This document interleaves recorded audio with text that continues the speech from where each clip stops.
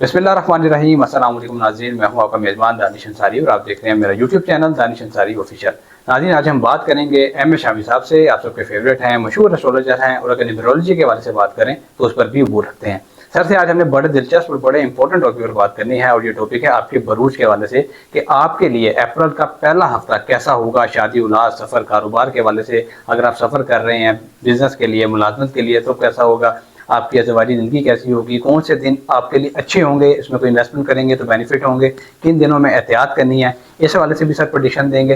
तो वीडियो का आगाज़ करते हैं। अस्सलाम वालेकुम सर। सर बहुत शुक्रिया, आपने वक्त दिया और इतना ज़बरदस्त प्रोग्राम आप आज हमारे साथ शुरू करने लगे हैं। ये सिलसिला इंशाल्लाह आगे भी जारी रखेंगे, तो काइंडली इस हवाले से बताइएगा।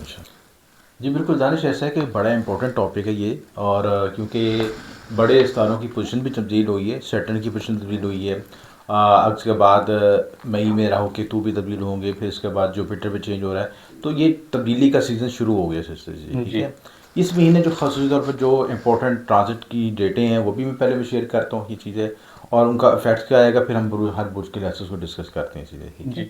फिर सबसे पहले जो मार्च है 3 अप्रैल को कैंसर में आ जाएगा, और उसके बाद मरकरी जो है 7 अप्रैल को डायरेक्ट हो जाएगा, और वीनस जो है 13 अप्रैल को डायरेक्ट होगा। सन जो है 14 अप्रैल को एरीज में आएगा, और सैटर्न 29 मार्च को पहले शिफ्ट हो चुका है चीज़ है, और राहु के साथ कंजक्ट कर रहा है सिस्टम। तो ये बहुत इंपॉर्टेंट जो है ट्रांजिट्स हैं और इनकी प्लैनेट्स की मूवमेंट्स हैं जो कि हमारे तमाम वरूज पे इफेक्ट करेंगे सर। फिरगो के लिहाज से भी महीना बड़ा इंपॉर्टेंट है, और सेटन की पोजीशन भी तब्दील हुई है और अहम सितारों की पोजीशन तब्दील हुई है। सबसे पहले मैं अहम सितारों को डिस्कस करता हूँ जो कि इनकी ट्रांजिट में तब्दील होगी, उसके क्या इफेक्ट्स आएंगे। और सबसे इम्पोर्टेंट चीज़ इस वक्त जो विरगो वालों के लिए ना, उनका 7वां घर है, ठीक है। ठीक। 7वें घर में एक तो 7 सितारों का कॉम्बिनेशन बना है। 7वां घर बहुत ट्रिगर हुआ है, लगन और 7वां घर, यानी उनकी शख्सियत और 7वां घर बहुत ट्रिगर हुआ है इसलिए। जी। जब जब 7वां का ट्रिगर होता है तो उसमें क्या होता है आपकी कि रिलेशनशिप, बिजनेस पार्टनरशिप्स और पब्लिक इमेज, डेली वेजेस, ये चीज़ें ज़्यादा हाईलाइट हो जाती हैं सिस्टर। ठीक। यानी लोग आपको कबूल किस लिहाज से करते हैं, आपकी माशरती शख्सियत क्या बनती है, पब्लिक इमेज क्या बनता है, और प्लस आपको जो रिलेशनशिप में मिसअंडरस्टैंडिंग भी पैदा हो सकती है इससे। ठीक। तो ये विर्गो के लिए 2-3 महीने बड़े सेंसिटिव है, मैं समझता हूँ कि अगर उन्होंने, अगर विर्गो आपका मून साइन भी है या ये विर्गो असेंडेंट साइन भी है, जी। तो अपने रिलेशनशिप को बहुत संभाल के चलें चीज़ें, ठीक। ठीक है। अपने पे भी चेक एंड बैलेंस रखें और अपने शरीकी हाथ को भी मॉनिटर करें। ठीक है।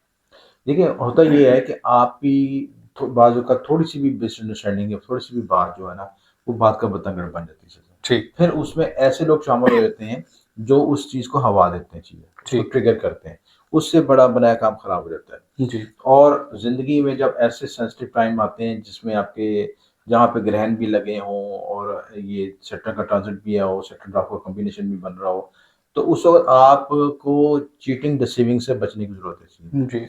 आप ये देखें कि आपकी ज़िंदगी में कोई बिज़नेस पार्टनरशिप हो रही है तो वो चीटिंग, डिसीविंग ना हो, गलत एग्रीमेंट ना हो सके चीज़ें। जी। कोई दूसरा आपको ऐसा शख्स ना मिले जो कि आपको बड़े सबसबाग दिखाए कि मैंने इतनी इन्वेस्टमेंट कर दूँ, ये काम कर दूँ और बाद में हुआ कुछ नहीं चीज़ें। जी। तो प्रैक्टिकल तौर पे होके चलें। रिलेशनशिप में देखेंगे तो जो प्रपोज़ल आपको आ रहा है, कोई रिश्ता करने जाएँगे तो उसको पूरा ग्राउंड वैल्यू चेक करें कि वो शख्स कहाँ से बात कर रहा है, उसकी हकीकत क्या है, उसकी वैल्यूज़ क्या हैं, उसकी कंपैटिबिलिटी बनती नहीं बनती है चीज़ें। और अगर आपको उसमें कोई ऐसी महसूस होगा कि यहाँ पे गड़बड़ है, तो उस चीज़ को स्किप कर दें या कुछ देर के लिए उसको रोक लें। रोक। जब टाइम फ्रेम क्लियर हो तो फिर हाँ जी। उसके बाद उसको परस्यू करें चीज़ें, ठीक। ठीक है। तो सबसे मार्स की जो पोजीशन 3 अप्रैल को शिफ्ट होगी यहाँ पे, ठीक है। ठीक। मार्स आपके ज़ाइचे के 11वें घर में बैठेगा, तो आपको करीबी दो आप छल हल्का भाव है, वो दोस्तों से कुछ रंजिश हो सकती, इख्तिलाफ़ात हो सकते हैं। ठीक।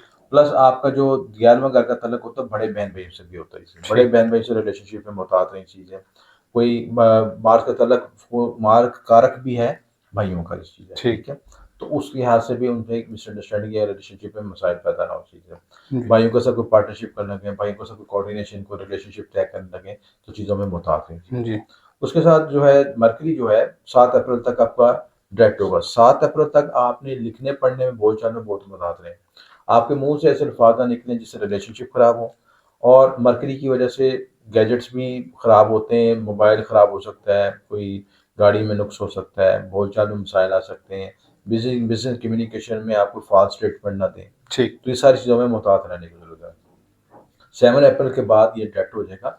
जब डायरेक्ट होगा तो रूलिंग प्लैनेट आपका ताकत की हालत में आ जाएगा। जी और जो मरकरी ये आपका जो है 7th हाउस में बैठेगा, 7th हाउस खुद भी बिजनेस का हाउस है, बिजनेस हाउस है। तो 7वां घर में जो स्ट्रांग होगा तो फिर आप बिजनेस के लिहाज से नई प्रपोजल कामयाबी मिल सकेगी। ठीक। वीनस 13 अप्रैल को है, वो भी डायरेक्ट होगा। वीनस आपको कहाँ बैठा है, आपको इसी वो 9वें घर में, ठीक है। जी तो आपको कोई बिरोनमक इमिग्रेशन मिल सकती है, कोई तरक्की कामयाबी के चांसेस मिल सकते हैं और नए रास्ते मिल सकते हैं इसलिए। ठीक तो ये सारे बेनिफिट वीनस के साथ जुपिटर का कॉम्बिनेशन भी बनेगा, तो ये कॉम्बिनेशन भी अच्छा है, जैसे ठीक। बेनिफिट हो सकता है। सन 14 अप्रैल को एरीज में आ जाएगा। 14 अप्रैल को जब एरीज में आएगा तो आपको इस लिहाज से थोड़ा सा मुतात होना चाहिए, हेल्थ के लिहाज से मुतात होना चाहिए, फादर की सेहत के मामले में मुतात होना चाहिए, ज़मीन प्रॉपर्टी से जो इशूज चल रहे हैं उनको अच्छे तरीके से मॉनिटर करने की जरूरत है। ठीक। सैटर्न 29 मार्च को पहले शिफ्ट हो चुका 7वें घर में। तो ओवरऑल आपको ये इस 4 महीनों में जो शुरू के 4 महीनों में बिजनेस प्रपोजल के लिहाज से बड़ी अपॉर्चुनिटी मिलेगी, जी पार्टनरशिप के लिहाज से, रिलेशनशिप के लिहाज से, शादी ब्याह के लिहाज से भी अपॉर्चुनिटी मिलेगी, ठीक। लेकिन सबको मॉनिटर करके चले। जी तो ये आपका महीना बहुत अच्छा होगा। इंशाल्लाह इंशाल्लाह। इस बुर्ज के लिहाज से मैं जो आपको मखसूस सदका बता रहा हूँ, ये चीज़ें वो आपके लिए बड़ा वैलिड होगा चीज़ें, और उसे करने से आपकी नहुसत भी दूर सकेगी, स्ट्रेस भी ख़त्म हो सकेगा और ज़िंदगी को आप अच्छे तरीके से ड्राइव कर सकेंगे। सबसे बेस्ट सदका जो है इस वक्त 7 अजनास का सदका है। जी 7 अजनास में मुख्तलिफ तरह के अजनास मिक्स होते हैं, मतलब गंदम, चावल, बाजरा वगैरह, और हर अजनास एक मखसूस कलर से रिप्रेजेंटेड है इसलिए, जी और हर वो कलर जो है एक मखसूस तारे से मंसूब है। बिल्कुल। तो जब 7 सितारों के जनाज का मुताबिक सदका दे देते हैं, उसकी रेमेडी कर लेते हैं, सर से 7 और वार के अव्वल आखिर दुरूद शरीफ पढ़ के उसका एक हिस्सा आपने पानी में बहाना है, एक हिस्सा चरेन पेन को डालना है, एक हिस्सा हशरात को डालना है चीज़ें। जी तो उससे आपकी बलाएँ, आफात, परेशानियाँ दूर हो सकेंगी चीज़ें। ये सदका बड़ा मुस्तनिद सदका है और उसको इस्तेमाल करें। इसको रोज़ाना की बुनियाद पर दे दें या हफ्ते में 1 दिन रख लें, तो जिस तरह इतवार के इतवार दे सकते हैं चीज़ें, जी तो करने में आपके लिए बेहतरी हो गई चीज़ें। जी। ठीक है। वज़ाइफ जो पढ़ना चाहते हैं चीज़, उसमें चीज़ें इस वक्त जो प्लैनेट की मजमूई एनर्जी के हवाले से चीज़ें, उसमें सबसे इम्पोर्टेंट जो है रिज़्क़ के लिए पढ़ना चाहिए, या फत्ता हो या रज़ाक़ों के विद पढ़ना बेहतर है चीज़ें। ठीक। और इसके साथ जिनकी 60-70 या दबील हो जिसको, वो उसके लिए तीसरा कलमा पढ़ना बेहतर है उसके लिए। बहुत शुक्रिया सर, आपने अपने कीमती वक्त में से कुछ वक्त निकाला और इतना ज़बरदस्त इल्मी प्रोग्राम हमारे साथ शेयर किया। इंशाल्लाह आइंदा भी हम ऐसे ही अच्छे टॉपिक्स जो हैं वो आपके साथ सामने आपके पेश करते रहेंगे। अगली वीडियो तक के लिए मुझे और एम ए शामी साहब को इजाज़त दीजिए। अल्लाह हाफ़िज़। पहले मैं डिस्कस करता हूँ कि इस महीने जो प्लैनेट्स की मूवमेंट क्या तब्दील हो रही है इस साल, ट्रांजिट में क्या इफेक्ट आएगा आपका, और कौन से प्लैनेट्स रेट्रोगेट हैं या डायरेक्ट होंगे, उनका क्या इफेक्ट आएगा।